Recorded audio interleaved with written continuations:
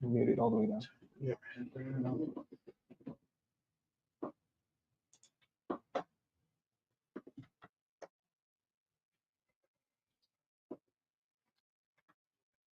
Sorry.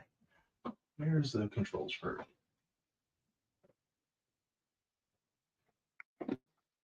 It's not letting me. All right, guys, we are here today with Adam Silver. Now, welcome, Adam Silver. A quick introduction. Adam, uh, you know, is not just the media manager at EvW Sports, but he's also the founder of King of the Table, which is one of the top promotions, for arm wrestling. So King of the Table founder, great. He has a lot of experience building characters and influencers like Larry Wheels. So join me in Yep. welcoming Adam Silver. So Thank you. I appreciate that. so Adam, you want to? I don't know. This is at least I want to learn more about what you have done in the past. But can you tell us where did King of the Table come from? So basically, me and Larry were living in Dubai, and I was just getting Larry into arm wrestling. He had been playing around with strongman for a little bit, so I got him into arm wrestling and realized that really in the Middle East, UAE, there wasn't a ton of arm wrestling happening. So we started a club and started to get people really interested in it. And then I was like, at some point, I'd like to me and Larry discuss doing some type of promotion. So um, basically, we started to bring some athletes out to Dubai, starting with like Devin Larrett. We brought Michael Todd, Levon, and I came up with King of the Table. And King of the Table, the whole purpose of it, yes, of course, we would like to make some money. It's doing a pay-per-view model, but the thing is that it wasn't going to be like, say, WAF or even WAL. The thing about it was that I wanted to bring people in that didn't know arm wrestling. So we had to grow the sport. And one of the ways to do that was using influencers. Larry, obviously, being somebody that's super strong, and he was starting to get into his arm wrestling, and it just made sense. King of the Table wasn't just about taking the elite level arm wrestlers and putting them against each other. It was also about bringing in fresh eyes, fresh people. So I would have Larry go up against Schoolboy. It makes for a really exciting match. Sure. So people that are followers of Larry, and we had millions at the time, could tune in and hopefully bring people into the sport that never experienced it before. Right. And I got a lot of feedback back then. Me and Larry got a lot of feedback that because it was during the pandemic when everything was kind of dead, Right. people had something to watch and something to experience. So it really took off. It went like crazy. Yeah. So what was like some of the core philosophy behind producing, a great event and a promotion like King of the Table? So, the philosophy again is really focusing on bringing new people and growing the sport because look, arm wrestling doesn't compare to UFC, or American football, baseball stuff. It's a small niche sport. Okay. The only way to really make it work on a larger scale is to bring in new people. So I wanted to bring in various influencers. So of course, Larry was one of them. Then we would bring in like Leonidas Arcona, um, Schoolboy. Even though Schoolboy is an arm wrestler, he's also an influencer. Right. So, and then that was the way I was going to get people to come into the sport, grow the sport. Um, Devin Larrett, influencer again. Right. So that's why. And what we would do is, whenever we set up a King of the Table, we would bring some of those athletes out to train with Larry, go onto his channel. People get excited about it. They'll be like, "Oh my God, Devin Larrett's there," or Levon and Irakli, and people just loved it.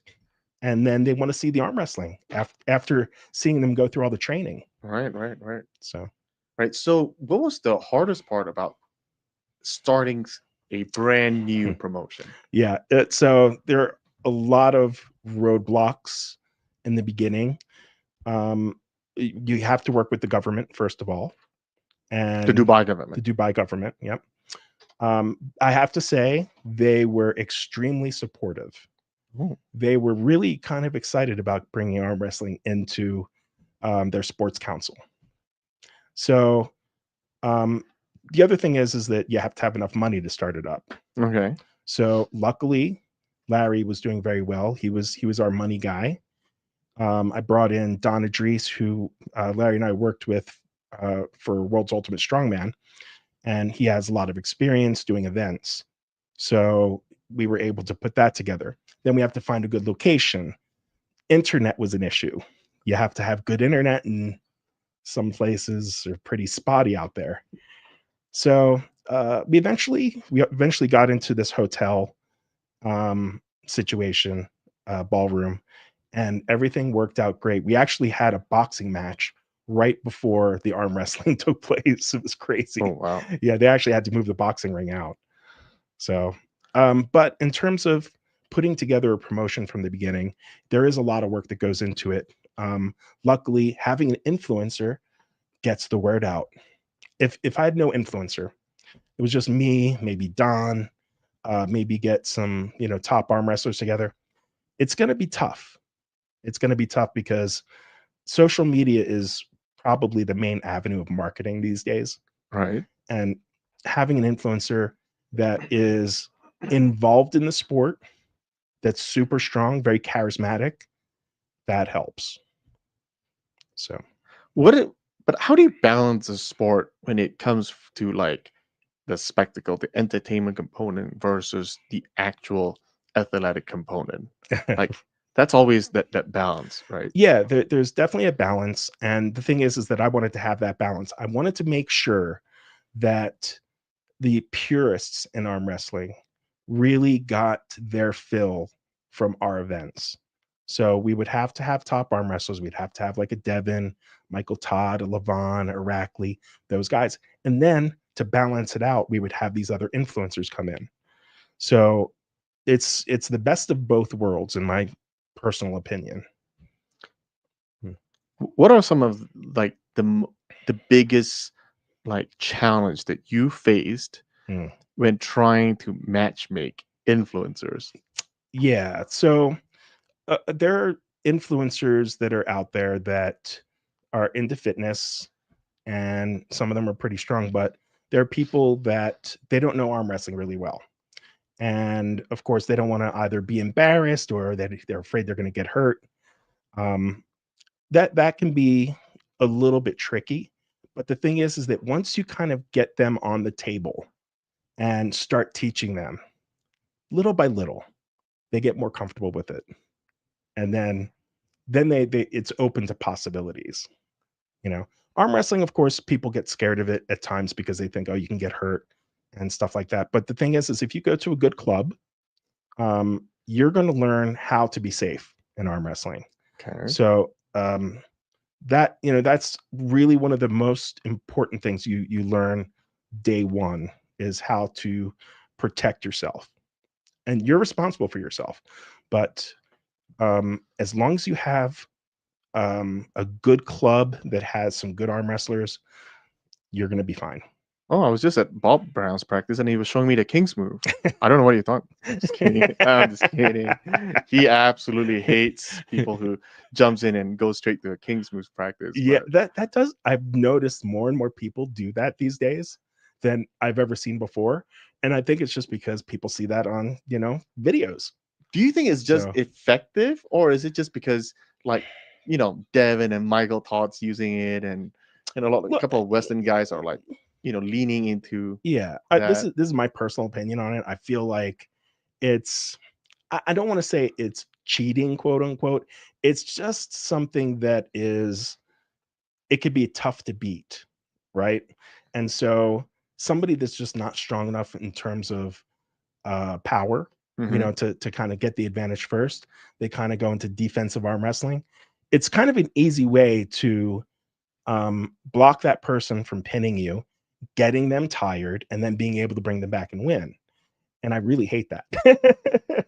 And maybe it's because I'm not a King's mover. I don't use the King's move myself, but I hate it when somebody gets me into that. And then Can't beat them, join them, right? yeah, so I guess you could look at it that way. Is it a relatively? I don't see very much Europeans using it as much as the Western Mm-mm. guys. No, I agree. It's it more a cultural thing, you think? It probably is, but I mean, I have seen some people out there use it, and maybe they'll be more like open top roll situation like Svetin. He's a good example from Bulgaria. So he is one of the top arm wrestlers in the world. He's a lighter guy. He's like a giant killer. Right. And instead of, a lot of people know the King's move because you're dropping below the table. Okay. But if you can stay up above the table, like Brandon Allen is going to be competing against Brian Shaw coming up. Now, Brandon does use a version of the King's move. We call it an open top roll because he is in that top roll position using pronation. Okay. But he's still above the table. His elbow is still below his shoulder. Okay. When you're in a true King's move, I guess your shoulder actually goes below your elbow. So, that's the thing. But I do see people out in Europe, some of those countries out there doing that style. So, yeah, I just think it sounds cool and it looks really cool. Like it's like what is happening? I saw yeah, a video where two athletes were for whatever reason under the table, yeah, and Bill Collins was like, guys, yeah. what's happening here? Double King's move. I Yeah. was like, Mhm. guys, you guys should stand up, and he just stood there for a second, not knowing what's happening, right? Right. And then Yeah. that was back when probably the declining humors in a losing position wasn't as pointed out for, and Right. I think those were probably in the early days, but Yeah. that was funny. Double King's move under the Yes. table. Yeah. It's It's so just, and funny. then it's like, what do you do? One of you has to get up. One of you has to get up, and as soon as you move, the other guy's going to attack. Right. So So it's kind of an interesting thing. That's why I can see there's a lot of interest in people, watching arguably one of the most famous, Western arm wrestlers, Devin, and yeah. he leans into that move quite a bit, Yeah. right? Mhm. And hey, that's their idol in the arm wrestling world. It's Yeah. only natural for them to like, I want to do whatever he does. That's true. Like why Yeah. everybody wears some of their favorite athletes' apparels because they think it somehow imbues them, with that kind of power, right? So Right. it's kind of natural, and I'm actually one to be put in the same position. So, Yeah. but Yeah. if you could create a move and magically make it legal, what would that be? Oh boy, that I'm not sure about. That's a great question. What would it be? I don't know. I can't think of one like lifting your elbow up and then smashing the person. Yeah, I no, that's I honestly don't know. So that Good question. I've there's one, or what about formats? Is there a hmm, specifically format? So like one of it was mentioned in when I was talking in practice last week, was what if everybody started in a, first round everybody starts in a hook, second hmm, round everybody starts, with whatever, freestyle, and so on and so forth, right? yeah, And yeah, then or referee's grip, or yeah, ref grip and yeah. straight to straps, right, So so you can play all those kind of I different used starting positions. I basically I started arm wrestling around 1990, and Oh wow. I'm very young though. Don't get messed up. No, I'm kidding. I'm 54. But I started training with a guy named Les Wims who used to compete against Engen at the World Championships.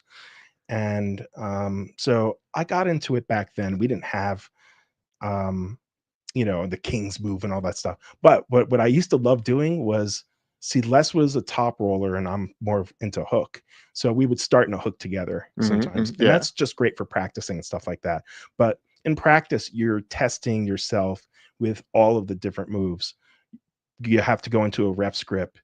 you have to do some top rolling, some pressing and stuff like that to kind of learn everything. Right. So you do get a little bit of that at practices. Yeah.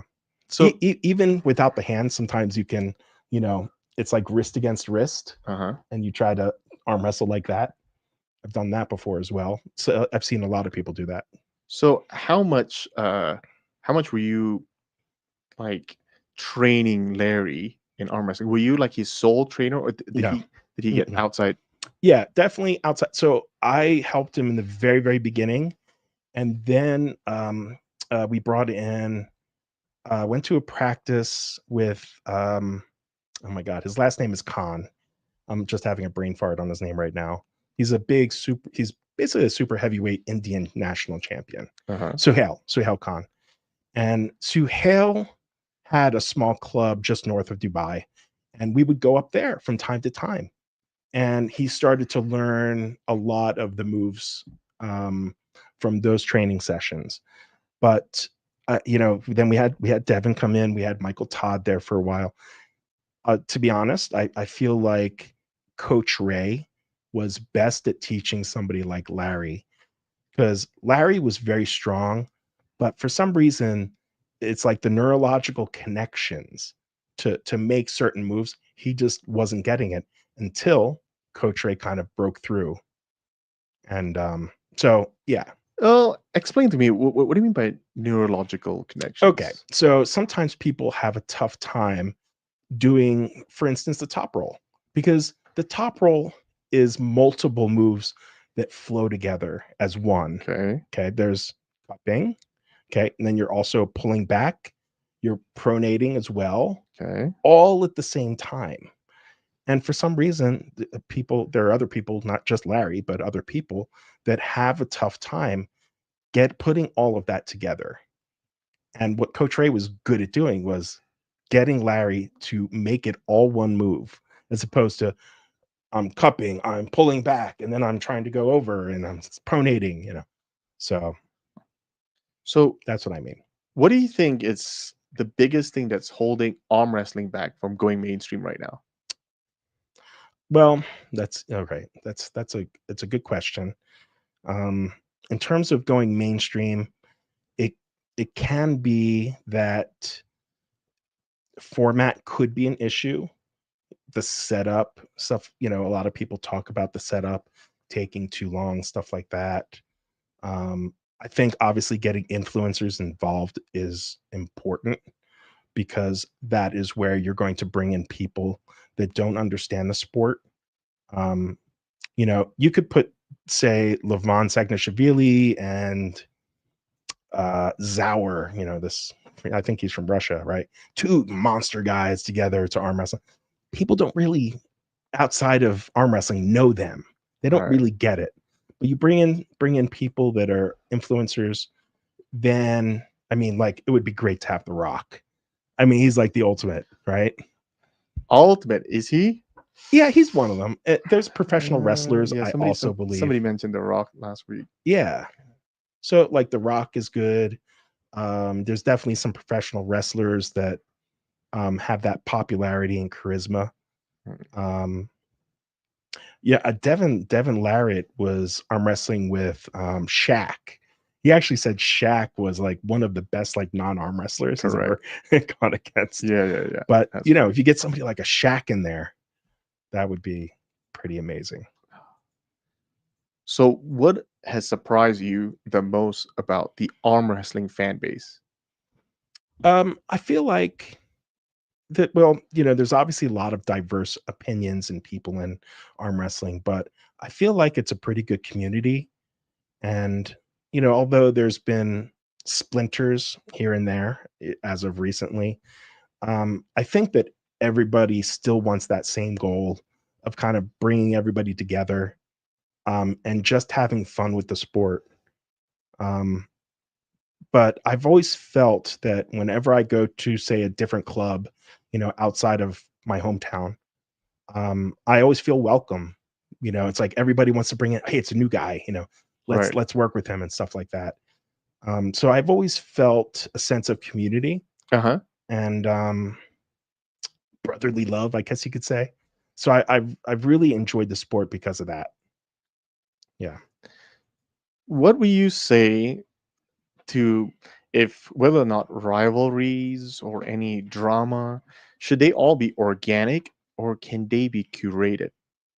So I feel like organic is best, but you can curate some. You can. I mean, if you try to do it like WWE, sometimes that can look just a little bit too fake. Yeah, Do you know what I mean? sure. So organic is better.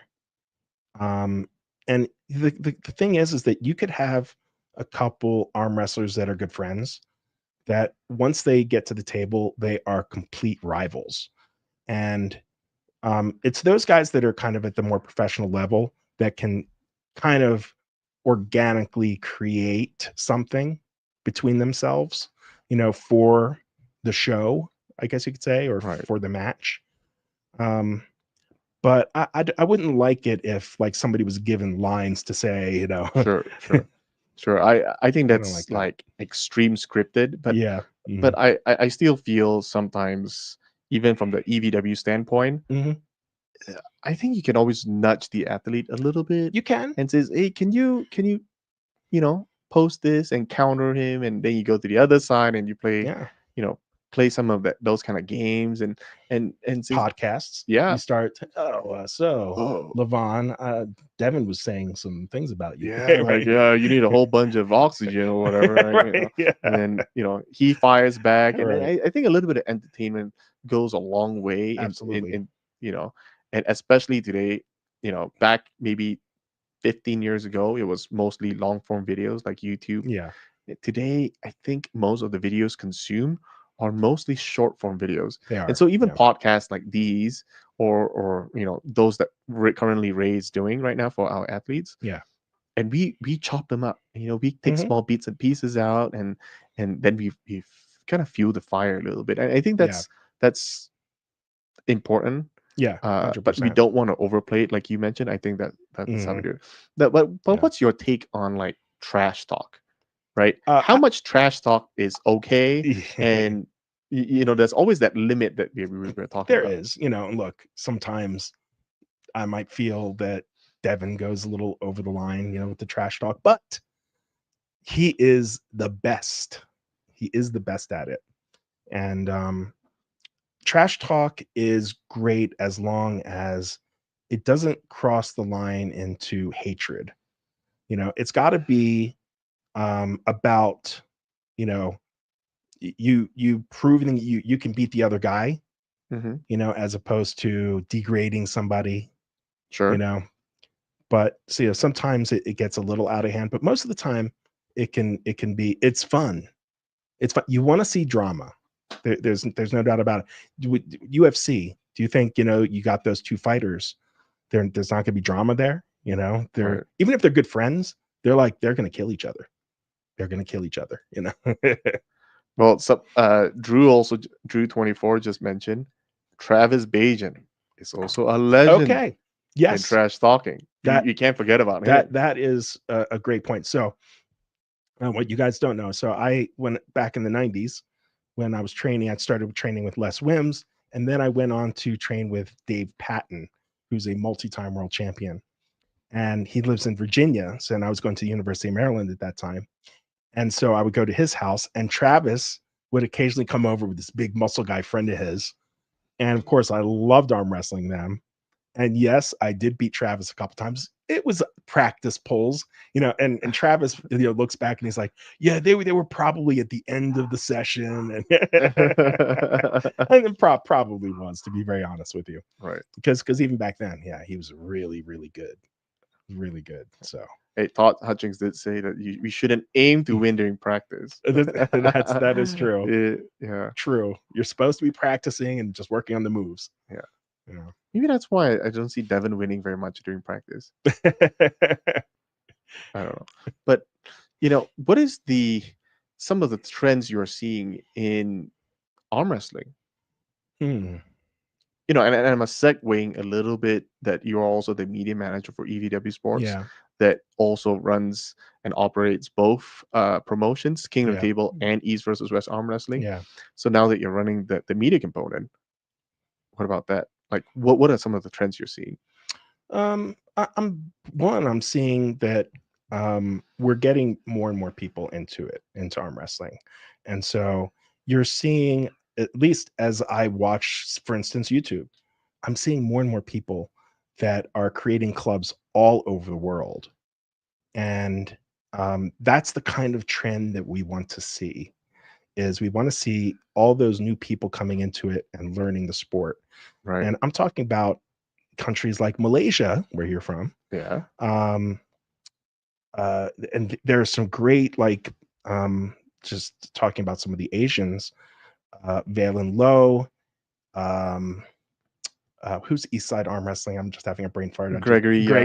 Gregory, and these guys are really helping blow up the sport, um in, say, the Asian world. And now I've seen people in Africa that are kind of taking over arm wrestling there. So it's cool to see it going in all of these different places. So, Yeah, HP3CHO just mentioned, don't forget about Devin speaking German. oh, yeah, that's right. Yeah, I mean, I like watching him do that. yeah, he is. I think once he told me he takes a trouble to learn a couple of phrases in the foreign language of his opponent, Right. try to get into that, get inside the head. I think that's a, yeah, it's a different next level kind of strategies to Yeah. play mind games, and sometimes it doesn't have to be cuss words as well, No, no, it doesn't. So Mm-mm. there another commentator just mentioned North Americans are so obsessed with WWE style. But here's what I want to counter back and say: WWE, I think their largest event was at over 90,000 attendees, Hmm. 90,000 spectators. Now, wouldn't we wish that arm wrestling was that huge?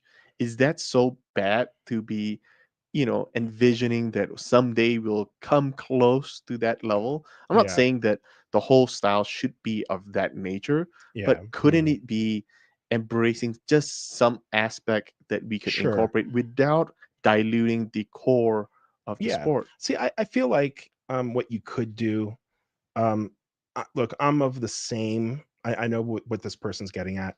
You don't want there to be fake matches and stuff like that Correct. set up, and Correct. of course, I wouldn't want that either. But I do like the energy that WWE brings in, and if we had some people that were maybe a part of, say, King of the Table, that would have a couple matches that were more WWE style, as long as they're real matches, I'm cool with that. Let's have some fun with it. Yeah, You know, I've actually heard of someone throwing out the idea of doing a team style match, right? sure. You have the captains pick their team, Yeah. and then we put it together. I was just on Brian's podcast, and it was strictly talk. We had an idea where, hey, let's put it in like a house setting, Hmm. right? Yeah. And this show, it's all about there'll be east and west, and we'll just have different type games, and it's also character development, right? It I mean, is. Yeah. fans support. Yeah, we have generalists who just like the fan, the sport, Hmm. but there's always something that if we can allow them to root for a specific athlete during the match, I think that just adds a lot more flavor. I agree. And, look, I come from a talent management perspective. So I owned a talent agency for 16, 17 years. And I worked with not just fitness athletes, male and female athletes that would do Under Armour, Nike, Adidas, Reebok, but we also worked in TV and film. So I had people on like Law and Order and Wow. all the different Netflix shows that Marvel Netflix shows, Daredevil, all that stuff. So I like the character development. I feel like that's really important. Building characters is important to attract people to a sport. So, and every sport has them. You're going to get in basketball. You're going to get, not only is LeBron James like the best guy, but he's a character himself. So is Shaq, you know. you get these characters, and that's what people love. It's not just that they're great athletes, but there's also charisma. Mm. How? What would you say to someone who says, uh, some of the athletes that compete in East versus West in any of our events, Yeah. some of the athletes don't really care or take the time to kind of grow their own personal brand. They just there strictly to compete and they're out. So, okay, so I do have an issue here. So when I was first starting up King of the Table, um, of course we would want some of the top athletes to basically come in and compete at King of the Table. The thing is that there are world level champion guys, world class guys that have absolutely no social media or very little, at least back then. Now, this was 2021 is when King of the Table started. And I would look around at trying to bring in some champions that were just absolutely amazing athletes, but nobody knew who they were because they had no social media. It was Correct. just mind blowing. Now you can see tons of social media for these athletes. Like some of the best arm wrestlers are from Kazakhstan, for instance. Sure. Okay. Now all of a sudden, there are all these Kazakh arm wrestlers that are becoming popular. And it's because of social media, you know? Um, it makes it easier to bring those types of people into a promotion because then people have like at least some kind of idea of what they're about. Hmm. And it's not just some person that's completely unknown. Because then, if you have unknown people, people are like, "What? Who's this guy? I have no Correct. idea." So Yeah. it's like, Right. Right. I don't care. Mm. So, for what would you say to an athlete, or maybe not even an athlete, maybe an aspiring professional athlete, not quite there yet? Okay. How would they grow their channel? How would they grow their fan base? How would they Mhm. grow, you know, their follower count, subscriber count? Yeah. The best way to do that is through collaborations. So one thing that I did with Larry was often you will see influencers that just want to do stuff with other influencers. Okay. I was the guy that would find the talent. I'm a talent manager, right? I Sure. would find those people that were kind of a diamond in the rough. So maybe a crazy bodybuilder that is completely unknown, bring them in with an athlete like a Larry Wheels or someone else of that caliber. All of a sudden, this person now blows up. So same thing with arm wrestling. That's why you could bring in people to collaborate with, say, a Devin. If you wanted a real influencer, kind of strongman arm wrestler, Leonidas Arcona, do some stuff with Leonidas, do stuff with Schoolboy. So in that way, you can build your fan base. And that is probably the simplest way. The other way is if you can get some type of viral video.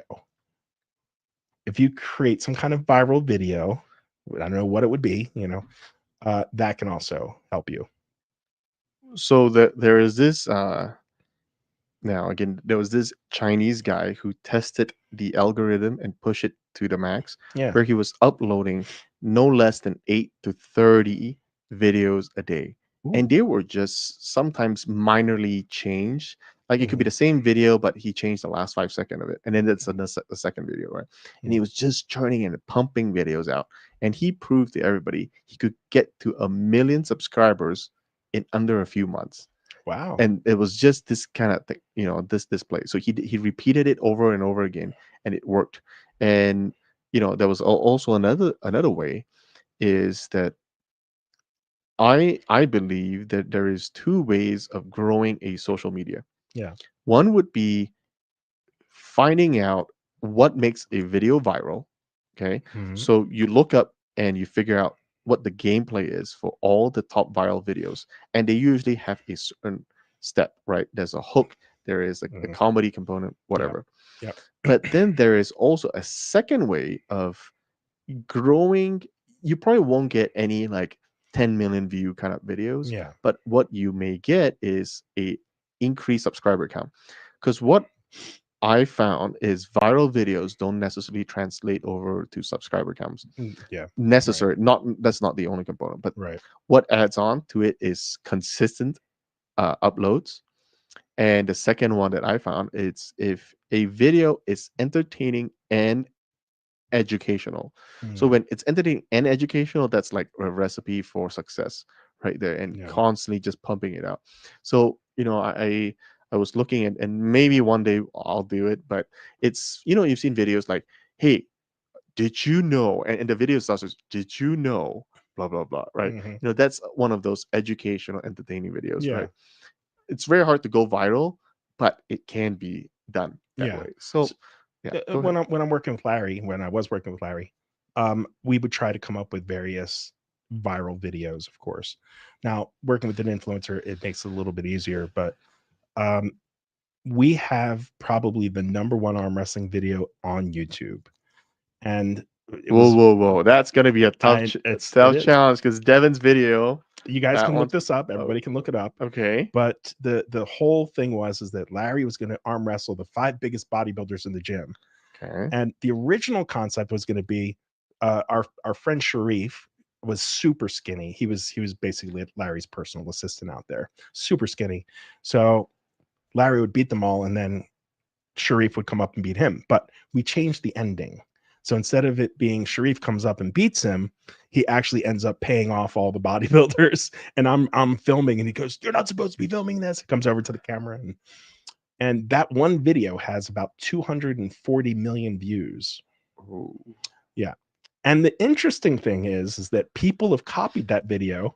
So there were these kids in, I believe it was Vietnam, that were in great shape. They had their shirts off. They okay. did the exact same video, exactly the same. The one kid that was the big muscular kid beats all the other kids and then pays them off at the end. And even that video had 30, 35 million views on it. Couldn't believe it. Huh. Yeah. Uh, I don't know. I still think that the whole because what really my first impression of arm wrestling, even long before I got into, I was involved in, at the professional level now. Yeah.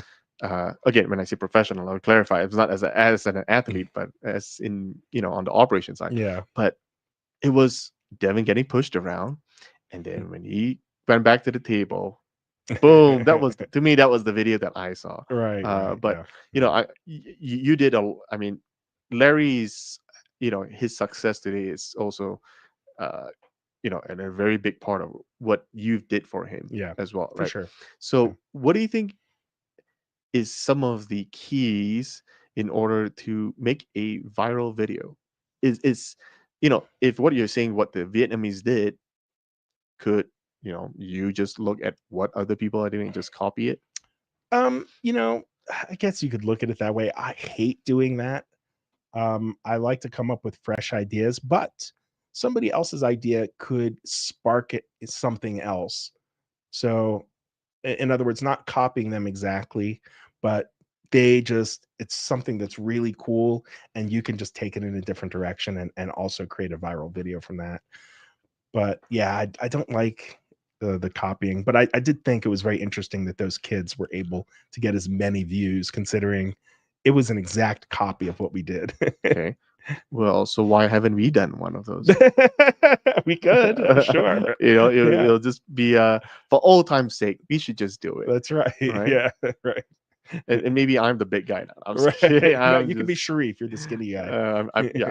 The I don't know referee. how skinny. Have you You're seen my belly skinny. You're these days? skinny. Every time I Right. travel, it's so difficult, right? Right. I mean, the yeah, it's just challenging. But do you see that arm wrestling could be as big as, say, say EvW sports could be as big as, say, the UFC? Look, it has potential. And the thing is that right now, of course, it's not close to that. But the thing is that everybody can arm wrestle. And most of the time, almost everybody has done an arm wrestling match. You've done it in high school and stuff like that. So there is the potential, but I think that it could grow faster if there was more if there was investment in, say, gyms that would have arm wrestling practices and stuff like that. And major cities. Uh, that I think teaching people how to, how to do arm wrestling and putting them in gyms where people go to get in shape, I think that could really help. That could help blow it up more. Mm. And obviously, a hot promotion like EvW is really key to that, because that's where people see the interest. That's where you're seeing, oh my God, wow, I would love to be up on that stage. I'm strong. I'm a really good arm wrestler. And people aspire to that. So now we need to give them the tools to make it happen. So, and putting them in gyms, I've always wanted to do that. Always, if we could have gyms that had arm wrestling, like when remember when we went to Georgia, the country of Georgia, Right. Tbilisi. So I went around Tbilisi with Alex, who's our translator, and it was amazing how many arm wrestling gyms there were just in the local area. It was just insane. And the different gyms we went into, everybody was strong. A 14-year-old kid ended up, it was at the end of a practice, but he ended up beating me. 14-year-old kid, I want to beat his. But yeah, it Well, was just crazy. I think Georgia probably has the highest, arm wrestlers per capita in the world. It could be. I'll Uh, bet you Bulgaria might be up there because Georgia is too. actually a really small country. Yeah, It's what, only like Kazakhstan actually two, could three be. million. Yeah, Kazakhstan's, I think, a tad bigger, but I think because Kazakhstan is that's probably their national sport. oh yeah. I feel like it is. No, It's not? No? Kazakhstan is that Is it soccer? dragging that dead donkey across the Is it soccer field on no. while they're on a horse. Yeah, Is it really? Oh, yeah, yeah. I didn't It's know like that. a Bakuzi or something like. Oh, I So had yeah, no yeah. idea. It was that wild sport. Yeah. Yeah, matter of fact, Ongabayev Yeah. is a national athlete in their In national that sport. sport? Yeah. Oh, So they sit on a horse, and the whole goal is to drag like a headless donkey across the field, and then dumping it in like a small little concrete dome. And some okay. some of them, they dive off their horse with the donkey in order to get it in, else it might bounce off. It is just the wildest sport, That's and I crazy. could see Yeah. why all the Kazakhstans are pretty strong if they play that Right. sport, because Yeah. that arm strength that they need to have to hold that dead donkey while the other hand is galloping, Yeah. holding the reins of the horse. Dude, That's tough. That's dude, very tough. I, I seriously believe I arm wrestled some random guy, uh, and he got real strong. And all he says like, "Well, dude, I hold the walk all day long, and it's super Okay. heavy." So who's another real interesting fellow? Ormus. I think Mhm. his family works in the like a marble quarry, right? Yeah, So he's right. he's used Yeah. to growing up carrying heavy Carrying stuff. stuff. Yeah. So they got a real good base because they've Mhm. been doing it for so long, For sure. naturally conditioning it. Yeah. And I don't know how we got sidetracked, but man, you need to check out that whole that whole crazy sport of Definitely. Yeah. it's but you got a couple of shout outs from big fans of yours. Oh, uh I appreciate that, guys. I another really do. another super chat came out. It says, I was in Arlington, you guys should come back, it's one of the best event done so far. The arena was packed. It And was. absolutely, It was a lot of absolutely, fun for sure. Yeah. just the fact that it was in such a high tech stadium, Yeah. unique LED walls. Mhm. I don't want to rehash some bad memories there. I maybe did have like a slight, mic Mhm. issue towards the Yeah. end. And again, it's totally not. Well, I would. It was just. It's ultimately still our fault at the end of the day, but it was not. It was so much fun. That Yeah, venue was absolutely amazing. I would love to go back to it. yeah, Um, it was also, if you guys haven't been out to one of our arm wrestling events, I suggest, especially if you're an arm wrestler yourself, we almost always have a competition that you could go into in arm wrestle. And what's so cool about it is that we will get three, four, 500 people to compete in these events. So you get to meet all these top arm wrestlers from around the country, yeah, and it's so much fun, truly. yeah. And Yeah. one of the things that I have to clarify, y- I got the bug. It's not by watching videos. right? I maybe got introduced to it by watching videos, Yeah. but it wasn't until I attended it in person. It's when my mind was blown. It's like, Yeah. whoa, I didn't know there was so much complexity to it. The energy, even though it was a smaller crowd, Hmm. man, we had this Canadian guy, Yeah. Stephen Bryan, you know, and he was in Istanbul. He was just going nuts, riling the crowd up, Yeah. and man, it's the atmosphere just added to the whole experience. So if 100%. anybody who has not been to an one of our events, you guys gotta come. It's out the wall. So Absolutely. the Yeah. next one would be in August 15 Yep. in Colorado, Loveland, Colorado, and it's in with the Shaw Classic. So maybe let's talk a little bit about the Yep. strongman side because you have a lot of experience, Yeah. and a lot of working with those people as well. Yeah, for sure. How much do you think the strongman? What is the possibility of somebody like Brian and Eddie Hall coming into the arm wrestling world and be Really good. really good? Yeah. So Where do you see someone like that? If there, if Brian continues to train, if Eddie yeah. continues to train rigorously, Yeah. where would they rank in Right. our chart? I'll tell you this though. Strongman has, I mean, right now we're very focused on all of the giants in strongman. So that would be the Eddie and the Brian, maybe Thor, those guys. But strongman also has like weight classes as well, smaller guys. But these giants have a major advantage because they have leverages. Their arm length and their hand size is really insane. Sometimes I think that if they're too tall, they might be at a slight disadvantage. It could be awkward because the table's low for them. But for the most part, it's a huge advantage. They just need to learn the sport and practice it. That's what Brian is doing right now. And I feel like Brian is probably going to be one of those guys that is going to dominate in the sport as long as he sticks with it and continues practicing, building up those techniques. Very, very important. He's got the strength already. Strongman at least partially translates, whether you're doing farmer's carry or you're doing a log lift. So because you're basically doing like hammer curls, Oh, okay. and doing it and then pressing overhead. And then of course farmer's carry, you're building your grip strength. Sorry, explain to me what farmer's carry is for the So people who don't know what that is. yeah, so you would be basically these two cylindrical um uh pieces of metal, and they have handles on it, and you can put weights on it, and Okay. you basically grip it, and then you have to walk.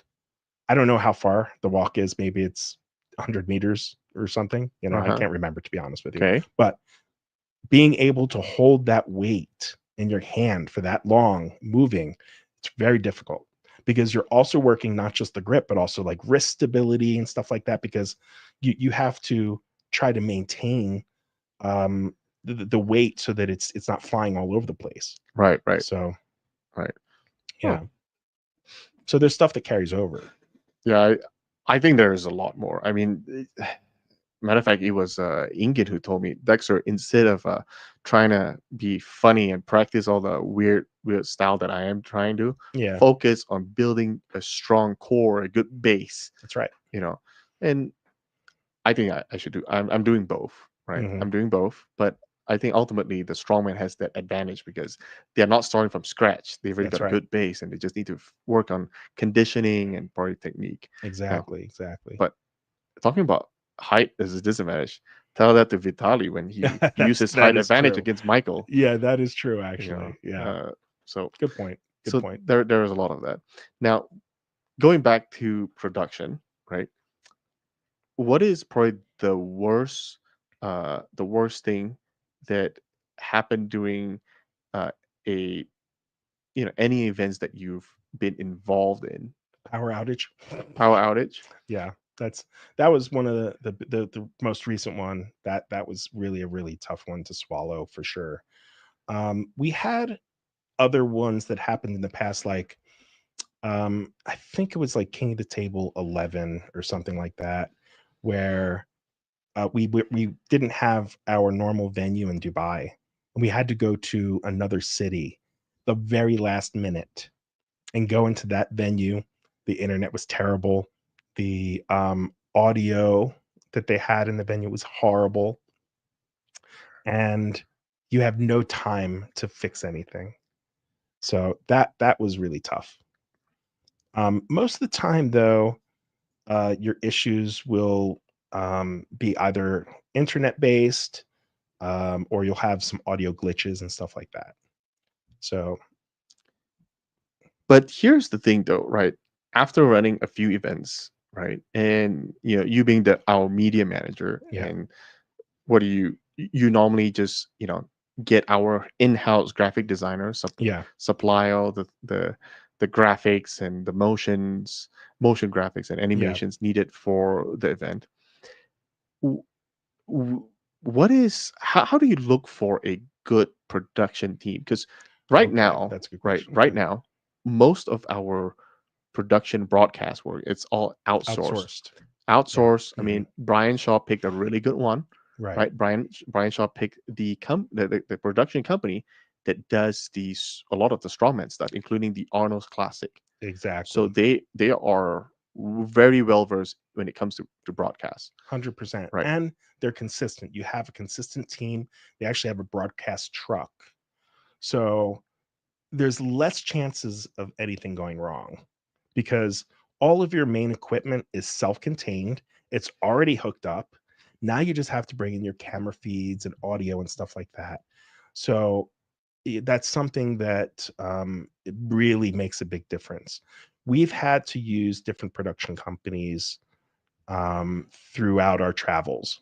Going to the country of Georgia, for instance, that was that was a rough one because we actually were a bit controlled by that production company because they were tied to the city. It was a government thing, Sure. and they basically wanted to set things up their way. And one of the things that was really tough is that they set the lighting up wrong.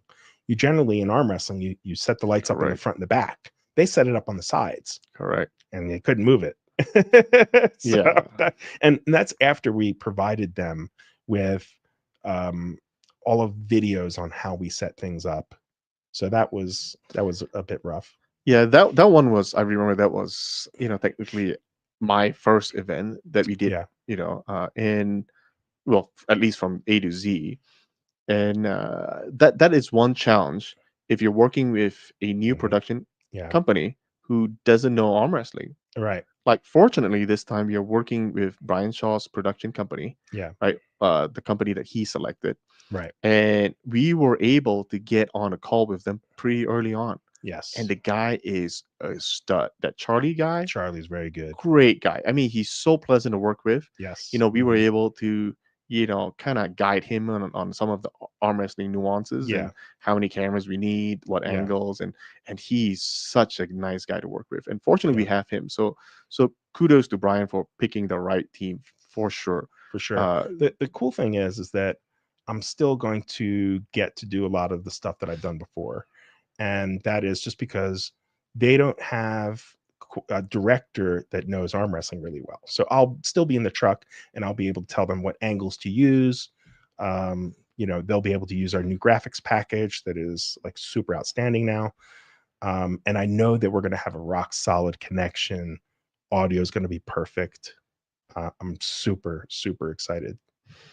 I think that's one of the benefits of having it in United States is that the events venue usually have decent internet that we don't Yes. have Mhm. to be overly stressed out about, Right. right? So I think that's one benefit, obviously. But the downside is the massive downside.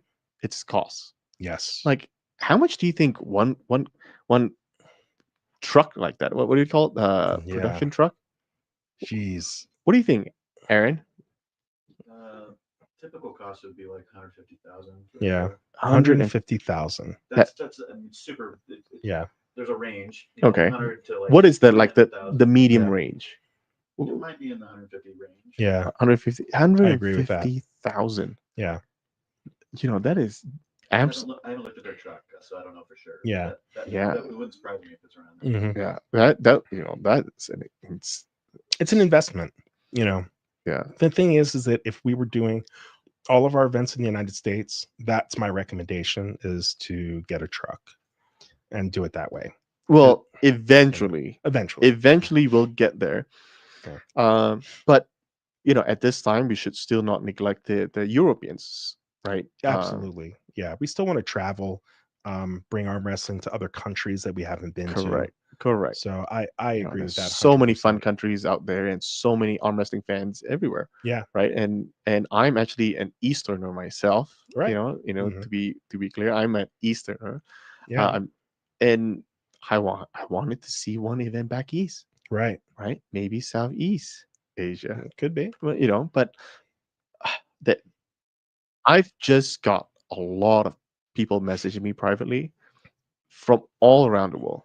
Yeah. And it is also a little bit selfish to have all 8 events in North America. Right. But Yeah. no, I mean, like even the UFC also travels a Sure. little bit. They bounce around, but kind of Vegas is their home base. If you were to do an EvW out in Asia, which country would you go for? Ooh.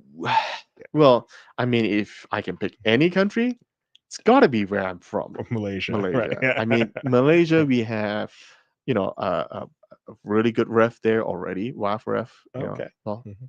yeah, Zil, Mhm. and it hosted the WAF World Championships in 2015, Okay. and then 2023 it hosted the IFA World Championship. Oh, wow. Yeah, Interesting. so That's surprising, actually. yeah, But and the cool part is, it's very accessible to a lot of like Russians can come in, yeah. Right. Americans can come in, and it's a kind of politically neutral. It's a Muslim state, but at the same time, it's very Western friendly. Mm. Uh, many people. It was a former, uh, you know, it was a former British territory, Yeah. so a decent amount of people learn English How's the and food? speak English. Oh, you don't get me started, man. It's the best in the world. It's the Okay. best. So, like Singapore used to be. I gotta take a quick plug about. Gregory Yao. Yeah. What is good? So in Singapore, well, so I'm gonna say this right. Singapore used to be part of Malaysia, yeah. and it is, if you see the geographical standpoint, it is it's right in the middle of the trade routes between a two large civilization, India and China. So most of them, they usually take refuge during the monsoon seasons and all, Yeah. in Singapore and parts of Malaysia, because it's surrounded by Indonesia. So you don't see Okay. Singapore and Malaysia having any earthquakes, any major Okay. uh like volcanoes, none Right. of that. Right. None of that, right? Because the tectonic plates actually runs on the in Indonesia's country line, right? Right. So because of that, that's where Malaysia is, right? Right. Malaysia, Yeah. Singapore. I'm just gonna combine them for now, Okay. Yeah. right? And we have a lot of Chinese, Chinese and Indians are like the largest two largest cultural, civilization in the world right now, Right. and also in the past, That's right? right. So they all are there. A lot of, there's a huge population of Indians, Hmm. a huge population of Chinese there, and also once you start adding the local indigenous people and the local oh, here's another fun fact, right? Malaysia was, I shouldn't be spending too much time in Malaysia, Right. but Malaysia was conquered by a lot of the European countries because of our spices. Oh. We have literally Mm. the best peppers. When I say peppers, I'm talking about Mhm. like the peppercorn. So black, Okay. Yeah. Black green, peppers and white, stuff. Mhm. it's literally the best. That's why we've been conquered so many times. And also the British came over, they ruled for many years, decades. And so you can see we have a very wide, versatile, very, very fusionish kind of like Um, food. yeah. And so Mhm. anybody who's saying that our food is not the best, they Okay. haven't tried real Interesting. Malaysian food. Yeah. Anyway, sorry. It's Got some questions here? gonna wait way too long. But Diabolical Billy also mentioned, where did I find Adam? And he's a professional comedic troll. So keep Oh, that in mind. okay, right. Uh, he's saying that you're the Hobbit and needs a stepladder just to see the table. That's great. Uh, surprise, he ain't showing up strapped to a GoPro on a Falcon. So that's just keep that in mind. He's a That's comedic great. troll. But Okay, thanks, buddy. yeah, I know he's fun. He's fun like that. Yeah. No, I am not a geologist, but uh, first person on the chat who can tell me what my second bachelor's degree is in that is related to what Diabolical is gets a free merch from EvW Sports. So first person, just throwing it out there. But anyway, going back to the whole thing. So Malaysia's definitely one. If I think Philippines is actually another one. They Philippines they would be just good. did a super match event, and the I the saw it. prize money wasn't the It- prize money. It was like more how much money was flowing through the whole event yeah, for a country that is where everything's very affordable. yeah, It reached to an amount of $35,000 right. US, Yeah, I right? saw that. Hmm. It's absolutely insane. So Philippines is also one that I'm paying a lot of attention to. Hmm. It's also you know in the Southeast Asian region, and so Yeah.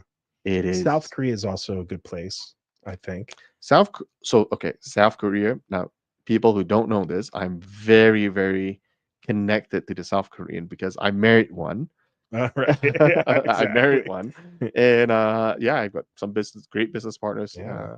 In matter of fact, I probably should share this on EvW Sports at some point. We had the KBS, the Korean Broadcast Systems, one of the national TV. They sent a whole team from Korea. This was maybe, I would say, maybe 3 months ago. Hmm. It's maybe 3 months ago. Yeah. They came to Utah to film our business partners, who is really heavy in the Korean restaurant business. Go ahead, give Which, him a shout out. yeah, Cup Bop, Cup Pop. right? I am So fast. Cup I Bop, love Cup Pop. Before Dexter got into Cup Pop, I was already eating there. yeah, Just so you know. Cup Bop. That's So right. yeah, and that's why you can see a whole bunch of their logos on our jerseys. Yeah. Yeah. And so they came over. We went to Robert's house. We had a meal there, and Robert was showing off all his medals and his accomplishments, and there were plenty of course, because he's a 7-time WAF world champion, guys. 7-time Mm, WAF world champion, and he arm wrestled on TV. yeah. So the whole Korea was watching Robert arm wrestle That's crazy. live Yeah. against two guys, Right. and he smoked them. Yeah. And That's he smoked them. amazing. So Yeah. so yeah, so that's a super super I see cool thing. somebody here, Blaze One, mentioned that Duong Doc from Jungduk, yeah, from Vietnam, I think. yes, He yes, he ended up beating Greg. Strong guy. And that match drew about 30K people watching live. That's pretty good. yes. I'm Yeah. I'm telling you, Southeast Asia arm wrestling, Hmm. it's up there. Yeah. And I also believe, you know, and again, I'm theory crafting right here. Okay, I believe why soccer is a hair well it's still more it's I think if I'm not wrong the most popular sport in the world, It is. Yeah. right? Hmm. Soccer, right? In that part of the world it's called football, Football. right? Right. and and why I speculate that to be the case, even in countries where they're not quite as developed, okay, all it takes is something of a round shape that hopefully isn't too heavy to be kicked around, Right. right? You That's can right. have a ball of newspaper, just wrap it and just tape it. Hmm. That's what I did when I was younger, right? And you Right. just a whole bunch of newspapers, you just like press it into a ball, Mm. and boom, you have a soccer ball. Right. Essentially, you Yeah. can kick around. Okay. Now, basketball is a little bit more challenging because you need something that actually bounce. Bounce. That if it's deflated, it's not going to do anything, right? Right. But soccer you can. But check out arm wrestling. You could do the same. Right. You absolutely could do the same. You Hmm. just need a table. Right. You Exactly. don't need anything fancy to Mm, start off with, that's right. obviously, Yep. right? But once you want to protect your elbows a little bit, you might want Yeah. to. So I think when I was arm wrestling, oh no, actually not me. When I saw Devin arm wrestling, he would take off his green hoodie, set it down, and make it like his elbow pad, Right. right, to Yep. protect his elbow. You, literally, that's all you need. Yep. So that's Exactly. why I and like you mentioned earlier, Everybody has arm wrestle at some point in their life Absolutely. because you can do it just right there and then. You Hmm. don't need any preparation. We could do it right now. Probably Right. will lose, right? Actually, no. I might actually He might this win this time. this might be the only time that I might win Adam in arm wrestling because he just had surgery. Yeah. Open heart surgery. Yeah, open up. Luckily, no heart attack. But Oh yeah, it's a preventive thing, and exactly. kudos to the doctor who spotted that He did a earlier great in the job. day. So I have some random people who says seismologist, bird watching. Oh man, these guys have no clue what I did. Okay, no clue. Dexter the geologist. Yeah, I'm not a Nice. geologist. Close. I did study a little bit of Seismologist. geology. Right. Oh, we have a winner. TS user, email me at Dexter at evwsports.com. Yes, my second one is a bachelor's is in civil and environmental engineering. Okay. A little bit. I know a little bit. Right. I don't really use it very much anymore, but at one point I did. You tried to use it in Chicago a little bit when trying to get more chairs. Oh, yes, I did do that. Even what was funny, now you mention it, and I think this is a pretty funny story. Uh, the room had a certain amount of capacity, right? When we had the whole plan laid out, we looked at the stage and was like, hey, maybe we don't need that stage to be as big as we originally planned. So Yeah. let's shrink it down, add more chairs because we are completely sold out. Yeah. Okay. And so we move everybody up front. Lo and behold, the venue guys were, one of the managers like, nope, can't add more chairs.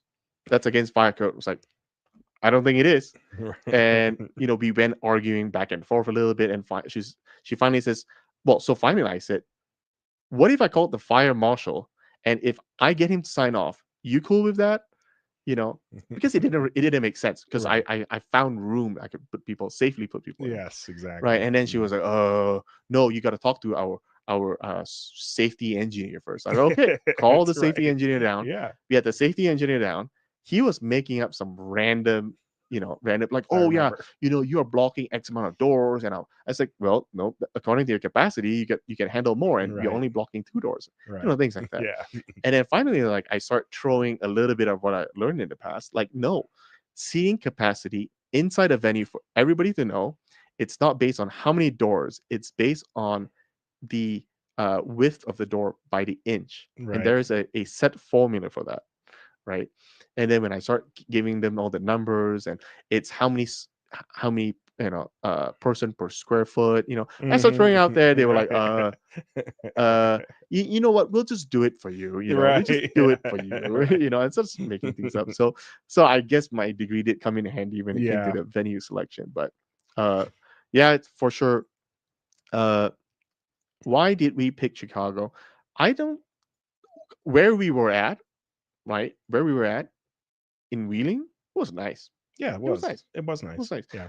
I think, like most major cities in America, there's always a crappier part of town, and Yeah. just so Mhm. happened that Chicago has a uh, bigger crap part of town, right? I Right. mean, the Yeah. South Side. Yeah. But I mean, there.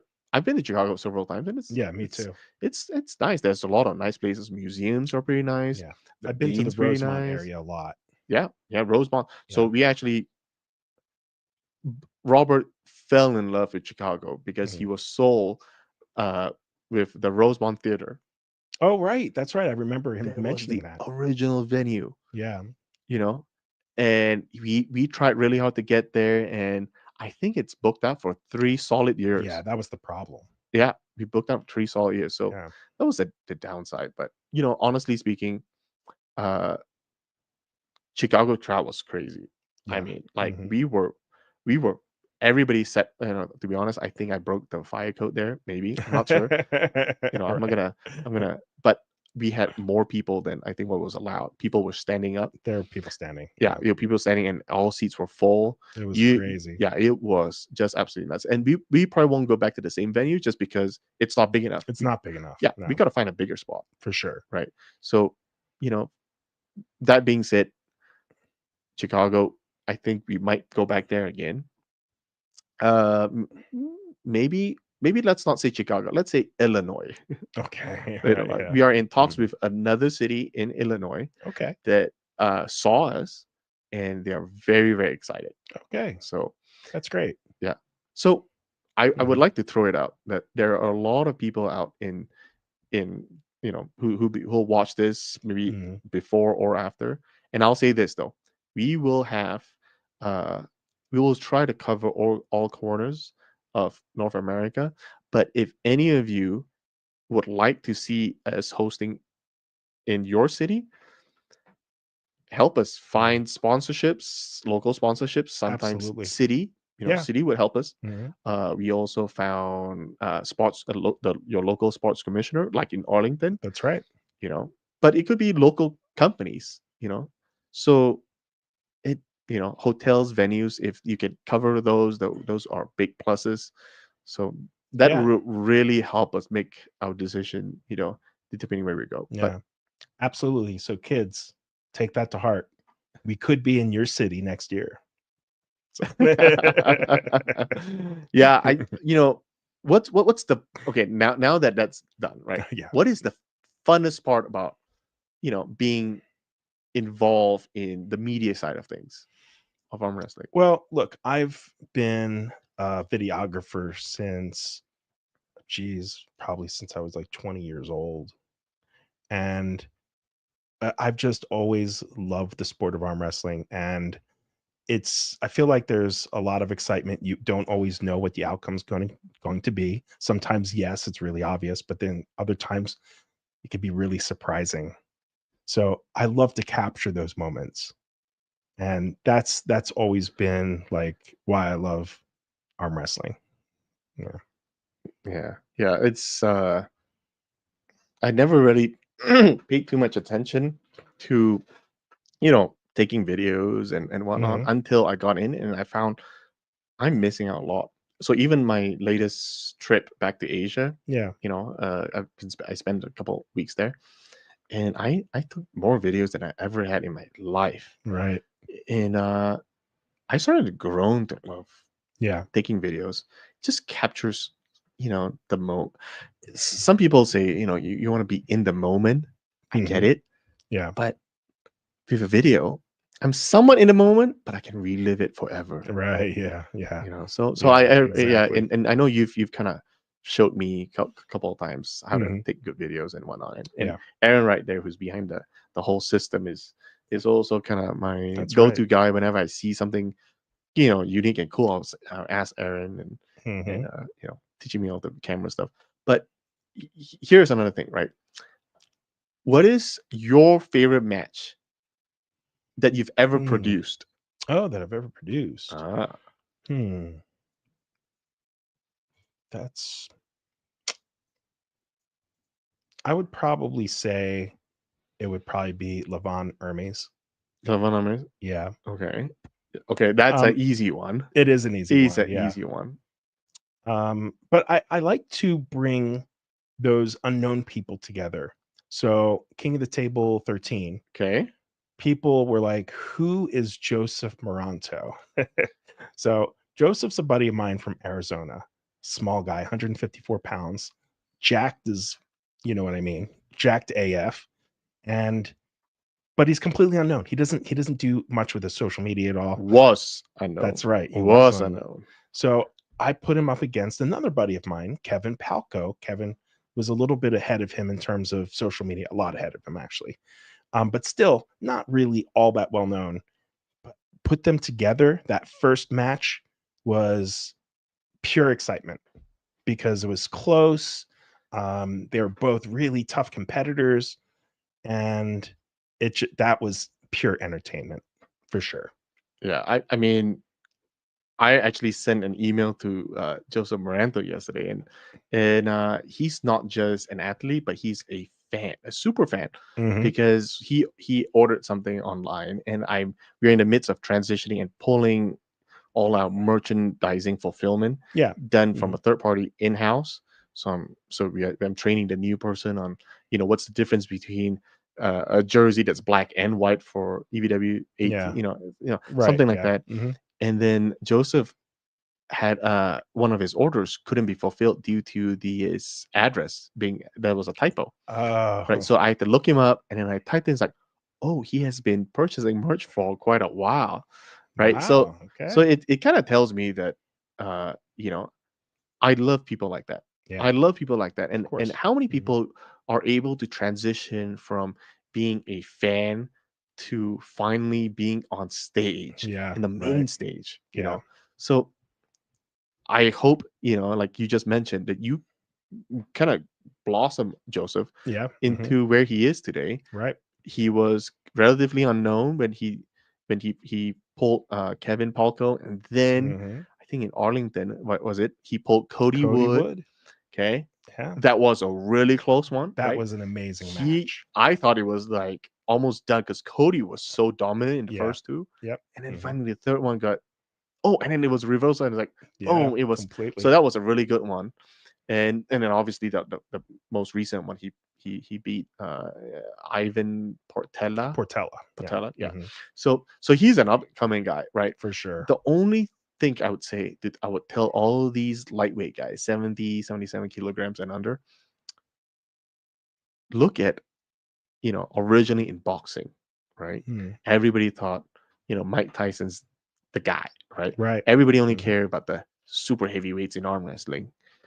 But I want to say, don't give up, guys. Build a name for yourself. Build character, Yeah. because you end up, look at how tiny Conor McGregor is. That's true. Top guy, Yep. right? Mm. You know, we have, you know, back in the early 2000s, Prince Nassim. He was the guy that I watched because his walkouts Mm. are insane. You know, They're he's on like a crazy. I've magic carpet seen and that. everything, Yes. right? So you know, I know sometimes the lighter guys don't get as much love as the big guys, but you know, I think there's a lot more small guys than big guys in the world. Yeah, You know, I go probably. to Yeah, I would Asia, say yes. I go to Asia, and I feel at home Especially right. Yeah. because everybody's hands is as small as Small as mine. yours. You know, That's great. but yeah, you know, yeah. So that's a great answer. Yeah. That's absolutely a Mhm. great answer because, uh, you know, building so essentially build characters for the guy, right? 100%. Mhm. So, what is the biggest personal sacrifice you've made for this vision? Hmm. Well, I originally lost a bunch of money to help get it started. Oh, Um, oh, okay. you know, like I basically had in it was in Dubai at the Dubai Muscle Show. I had it was King of the Table International Series, Hmm. and the Sports Council was supposed to have a sponsor for me, a supplement sponsor that was going to cover most of the prize money. No, they didn't come through. And what happened was is that the Dubai Muscle Show was a week after the WAF World Championships. So less people were available to come to Dubai for that big competition Oh, okay. because they were burned out from the World Championships. Correct. Yeah. So, oh, just terrible timing, but it still was worth it to me. And I made all those people happy, and it was really a great experience. That's actually where I met Gregory Yao or Yo. How do you say it? Yo, Yo, yeah, Gregory Yo. Yeah, maybe correct me if I'm from wrong, but I think Singapore. it's, And yeah, Gregory, you Gregory. still watching? Yeah. So that's when also we had Sabin Badalescu. He actually won the competition. So did Svetin, the master. Right. So yeah, it was a lot of fun, but that was a big sacrifice. Yeah, I But guess money is a big one, but money could be a big one. Yeah. if you weren't in arm wrestling right now, for whatever reason, right, you just done, or it ceased to exist, or it's outlawed, All what right. would you be doing? I would probably be back in talent management, or I would be into videography, doing something, you know, video wise. Um, the other thing is that so a lot of my video stuff that I did was in the fitness community. So I worked with the bodybuilding organizations and would shoot stuff backstage for them. That led me into creating StrengthNet, which was a YouTube channel and also Okay. a website where I would focus on these crazy strong and ripped bodybuilders. And it was just fascinating to watch them. And so that site actually built up to 150,000 subscribers Oh wow. and hundreds, I think 100 something million views. And yeah, Yeah. really, That I was just checking out the other day, and hmm that there was a lot of content in there. yeah, Very high level stuff. yeah, Good yep, quality stuff. yeah. Thank you. Yeah, Yeah, yeah, it's good I stuff. Yeah, appreciate that. everybody go check out StrengthNet. That's right. Yep, Yeah. I'm gonna start posting some new stuff on there. Some of the old stuff that wasn't ever put onto the YouTube channel, just onto the website. But the website's gone now, so Oh, now I can put that okay. stuff up onto the YouTube channel. Okay. So So maybe, while we're gonna slowly segue into answering some questions yeah, here. But so if you guys have questions, about anything, just put it out here, and I will at some point, read those, and we'll try to answer it together. But for now, what are some of the upcoming EVW plans, sports plans? What are hmm. some of the projects we're working on? Namely, the old projects, old videos. What are we doing with those? Oh, okay. So we do have a bunch of older content that we are now going to start repurposing and releasing, and some of it's really quite cool. We one project actually that I specifically want to work on. We got to work with the Diesel Brothers, Okay. and that is a really cool experience. These guys are big into building these crazy trucks and cars that they can, basically kind of run it into the ground pretty much. But that was a lot of fun. We actually went there with Devin. Devin was with us, Hmm. and we got some of those guys into arm wrestling, and it just made a really cool day of it. It was a lot of fun. So stuff like that we're gonna put out pretty soon. We have some stuff probably from some previous EVW things, EVW events where we captured stuff on the side with the athletes. So we're going to probably get a lot of that stuff out as well, Yeah. Yeah. So stay tuned. We have lots of good stuff coming out. for sure. Um, what about some of the uh your your style? What is some of your style when it comes to video editing in promotion videos Mhm. or long form videos? So I less do promotional, although I do promotional videos. I like movies, and if I had my choice, I would do kind of like a documentary that was more like a cinematic documentary. That's kind of what I would like to do. And I like to have fun with that stuff because um it's it's about storytelling, and that's what I like to do the most. What is some of the your most memorable post event celebration? Hmm. That would be, I'm trying to think. There's a couple that were actually in Dubai for King of the Table. It's always the after poll. So the after poll is one of my favorite things. Oh, okay. And I think that most arm wrestlers would believe or would agree with me that the after poll is like they will just go to these events so that they can get on the table with either their favorite athletes, or they know another person that's going to the event, and they're like, I'm gonna go ahead and I'm gonna take down Johnny, whoever it is. Right. But that's some of my favorite stuff to do. Yeah. And I have to say the Arlington was amazing because not only did they have a huge competition, like over 400 entries, Mhm. but the after poll was just as busy. We had an after poll for like 6 hours or something. It was so Oh crazy. yeah, I remember that. That was Yeah, nuts. after poll party. You guys, you and Robert brought us like pizzas and Oh yeah, that was stuff like that. it was like the whole ballroom The whole because we ballroom's had that packed. whole ballroom and It yeah, was I remember crazy. it was Yeah. it was nuts. It Yeah. was I don't think even Chicago was even nearly as big. It wasn't. Yeah, it No. wasn't as big. This was Yeah. enormous. Yeah. Yeah. Yeah. We yeah. Oh man. Yeah, now that you mentioned that. Yeah, after bowls. After polls After are bowls, fun. yeah, I think there was even overflow into the lobby, the There hotel was, lobby. there was. Whole bunch of And, people and doing it in even the people lobby. were going outside. They brought some tables outside and had more tables available. Yeah. It was crazy. Yeah. Huh? So I got a question. There's a question here from TS user. Will you make videos like what Larry Wheels did to promote the athletes by doing gym lists, practices, interviews, etc.? It gives Hmm. embedded UFC video vibe that makes people want to see the athletes more. That's correct. And it is a goal of mine to get to that point.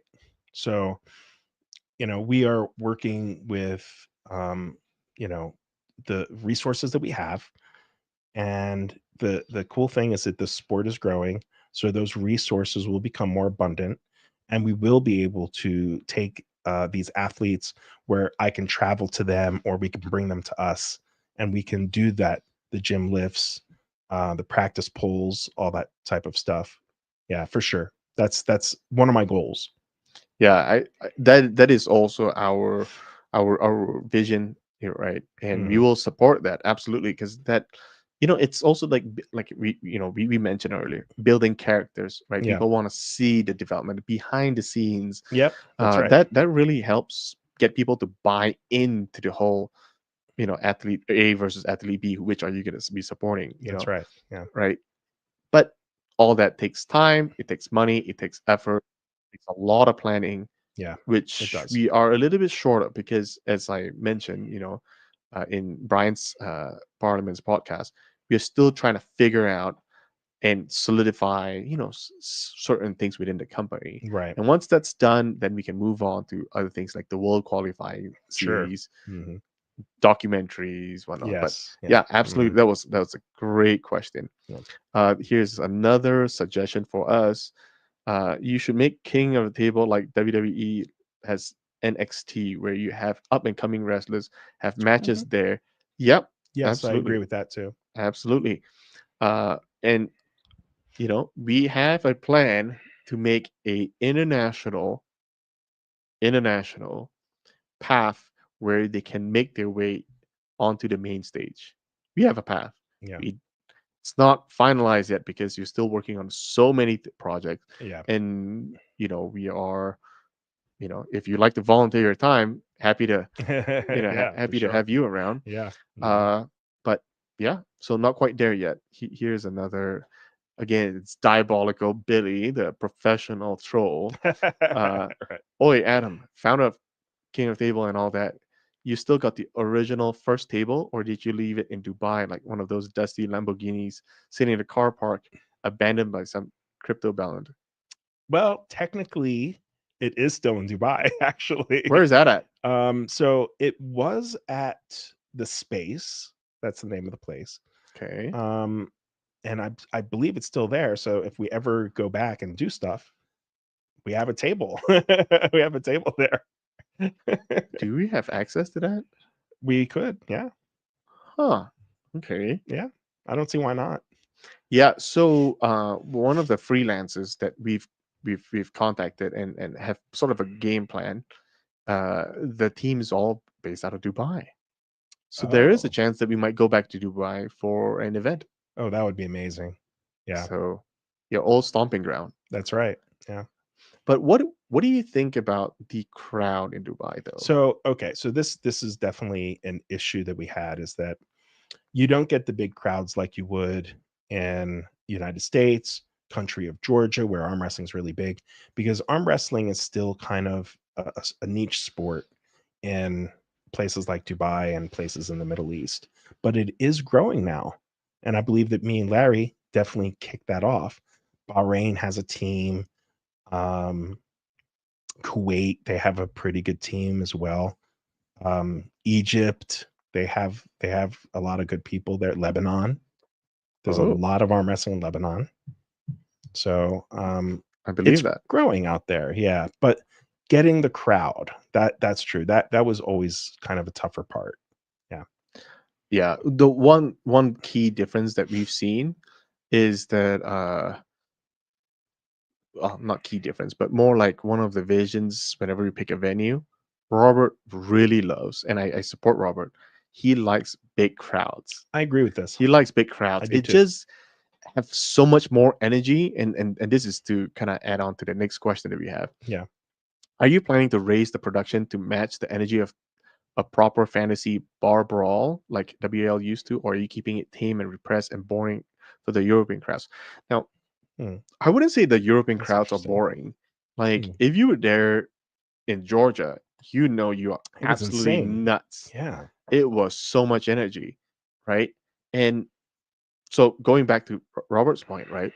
if we have so much energy in a crowd, number one, it looks really good on camera, so Of that's a course. bonus. Yeah. But really, I believe that the athletes themselves feed off the energy of the crowd too. Yes. You see what I'm saying? Absolutely. They the more people cheering them on, and it feels. And again, I don't quote me because I'm not a professional. I'm just a very big newbie in the Right. sport, right? But it feels sometimes arm wrestling it's like a mental game where the guy with the stronger mindset will hold on a little bit longer, and maybe that split second is just enough to burn the other guy out to Sure. giving up, Yeah, right? that can so happen. so sometimes crowd cheering gives the guy a little bit more energy, a Absolutely big does. push to like, oh, I'm gonna hold it for his fans. Yeah. Yeah. So Absolutely. Yeah. uh I really really like energy. So there's that. One thing though, I would say, when we have a big crowd, uh it it gives the sense that the sport's growing. And what I've Hmm. seen in the, as over time, like in Chicago's our last event, Yeah.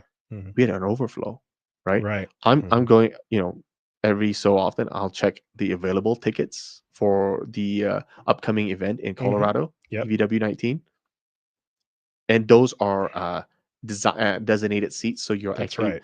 buying the actual seat and you know where you're seating, so it's That's assigned right. seating, Hmm. and they're almost sold out. It's all the good That's ones are almost gone. amazing. So Yeah. if you guys want to attend the event in Colorado, buy the ticket now. Yeah. Buy the ticket now. So so So there's 2 that. weeks left. This is it. This is the 2 week. Yeah. It's Because coming up. it's Friday. It's on a Yeah, it's Friday. coming up pretty quick. Yeah. Yeah, so we only have about 1 month left to Hmm. practice. Yeah. So here's another suggestion from somebody else. I think the crowd should be surrounding the stage instead of one directional. The energy of the crowd would feed itself. So I like that too. And that's why in Dubai, we started to basically put the table in the middle and we had the crowd in a circular pattern around. I definitely enjoy that. As a matter of fact, in Colorado, it's stadium seating. So it's somewhat like that, at least in a semicircle. So, Now, I'm gonna be the big ignorant elephant in the room here, yeah. right? I was told that the people who were surrounding the table in WL matches Yeah. were uh were compensated fans. Oh, I Uh, don't know. Yeah. at least I was told. I don't know if anybody in the crowd had any insights to that. Because and I mentioned this before. I've always been looking into that avenue because I frankly think that we could always change things up a little bit here and there. It doesn't Yeah. have to be always the same style, Right. right? Hmm. Having that kind of style, like I would say King of the Table 13 Yeah. style too, Right. right? Yep. Hmm. It does give a little bit of energy, but Yes. Yeah. Hmm. I've also found that when we tested it, we had people who were on their phones. Oh, it's one of the matches that I don't really care about, and I'm Hmm. checking Facebook and Instagram or how my Right. crypto is doing or something, right? Right. And Right. like it doesn't look as good on camera. Right. So maybe we should compensate fans, or we Hmm. do sort of a lottery system or some sort of a screening where you know send me your best cheer and I'll put you in, or Right. whatever. I don't know, right? But uh you know, ultimately, I think there's a lot of energy in Yeah. that. Yeah. So it's actually an hour and a half, and it's a Oh, little wow. longer. Um, Shout out to Drew24 for helping me push. Yes, go to evwsports.com for all tickets. Both pay per view and in person.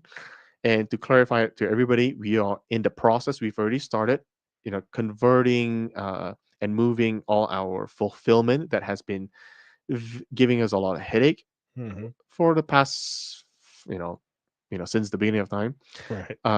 Well, out my time. So we've kind of moved that out into a in-house, internal, so we can control it better. And Yeah. Hmm. in the past, when somebody complains, it goes back to one of our customer support agents, who goes back to their customer, external guy, Right. Yeah. and it goes down the chain. It takes forever to respond, and it's frankly embarrassing, Yeah. right? Mm. They always say, right, it's so much easier to keep an existing customer than to gain a new one. So we Absolutely. apologize, and uh, we try to randomly put in some trinkets in there as apologies. Maybe it's practice straps or Mm. an extra thing or two in there, maybe stickers Right, or something. right. But going forward, we should be moving in a better direction. So we'll take maybe a question or two left before we end. uh Vitaly would not accept a 10-year visa. Is he that okay? Well, uh the it's very easy to point fingers and comment from the outside. There is a lot of things that goes behind the scenes. And I'm sure Vitaly is not just taking that a single part into consideration. There are other external factors that maybe uh you know kind of influencing his decisions as Right. well. So I Mm, wouldn't be too quick to say that he has a crap manager. mm. uh Very soon, one of the my guests on the podcast that is happening at the same time every Thursday evening would be a manager of an athlete, to kind of understand what it takes to be manager of an athlete, and Mhm. what do they exactly do for an athlete, Right. right? So we'll do that very soon. But no, uh, question, and let's do this question on pay-per-view sales. When you have Devin on the card versus when he is not on the card, what's the dollar sales difference? Or if you can't share, what is the percentage difference? We should tell him exactly how much money it is, right? It's about $42.80. Right. No, um, there's definitely a pretty decent difference, Sure. right? Yeah. Pretty decent difference. But what is also more important, and it is also to see who is he competing against. That's right.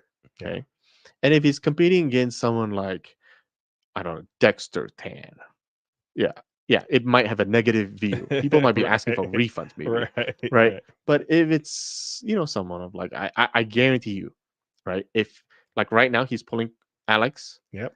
Mhm. and it's a rematch. I know everybody's calling for Vitalik, but people are forgetting that that match was super close. It was closer than people You think. could Yeah. hear like maybe Devin's the one who needs oxygen at this point, right? Right. He was on the He was on the ground ground. and panting after Alex, right? And Mm. I know, there was a couple of wrong calls for sure, and who knows, it could be exactly like how Joseph, turn everything That's around true. against Cody Wood. We'll never know. Right. But guess what? We have a chance to really know this time. That's right. Okay. Absolutely. And so I think those are like really, really cool points, right? Yeah. So if it's Mm. so I'm expecting a pretty decent pay-per-view numbers Mhm. with Devin and Alex, right? Absolutely. Devin and Vitali, great match. Devin and Levon, monumental match, Mhm. right? So those are great matches. Devin is not, is definitely a very, very key individual in helping, being one of the headliners usually. Yeah.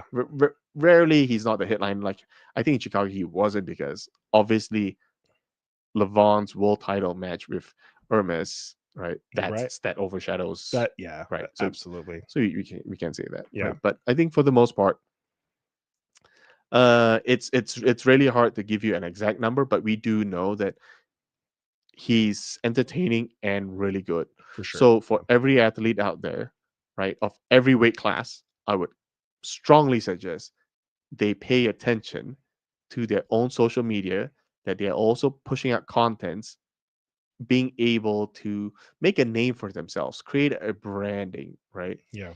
Mhm. I would say get your own nickname. Yeah, Get your own nickname. absolutely. It's so much easier to remember a nickname. Oh, It is, of Adam course. the Bully, or is that what The it is? bodybuilder bully. Bodybuilding, yeah, Mhm. there we go, right? Right. That people remember you. That's right. What's Dexter, the weak Exactly. Asian? I don't know, But so last question, and this Okay. comes from me. Can you tell us a history of that shirt? Can we have the camera pointing to that shirt real quick? There we Okay, go. it's mirrored right now, but it Yeah. says, you You're wanna you're arm wrestle? yes. And right below that it says you're nothing. You're nothing. So that came about when I was working with Larry, And we basically were doing all of our practices at Benos Gym in Dubai. Okay. And so everybody wanted to kind of challenge Larry. And so, I mean, there's some good arm wrestlers out there. They would come and challenge Larry, and then Larry would like be able to hold them, and I'm reffing the match, and they're expecting to win, and then Larry starts, start winning, and then I'm just like, "You're nothing. You're a loser. You're going down," and that just caught on. So everybody would love when I was up there talking a bunch of shit. So I decided to make the shirts. Yeah, You're nothing. that's a pretty funny show. Yeah, yeah. The original shirt says "You're nothing" on top and also here. Oh, But I wanted to put some different sayings. I'm You gonna know, put a new one. I'm everything. I'm everything. I'm everything, and a cup of coffee. No, well, anyway, Adam, it's been a great hour and 40 minutes with you. Yes. It's insightful Same to here. to hear some of the old stories from how King of the Table started and Yeah, your involvement with Larry Wheels and whatnot. of course. It's always great to have you, and he is our EVW manager, media manager. He handles a lot of our social media promotional videos, graphics. He assists with some of the production needs here and there. Yep. But thank you, Adam, Thank you, Dexter. and everybody. Appreciate it. Have a great night because weekend's here and it's arm wrestling time. Absolutely. Thanks. All right. Bye bye.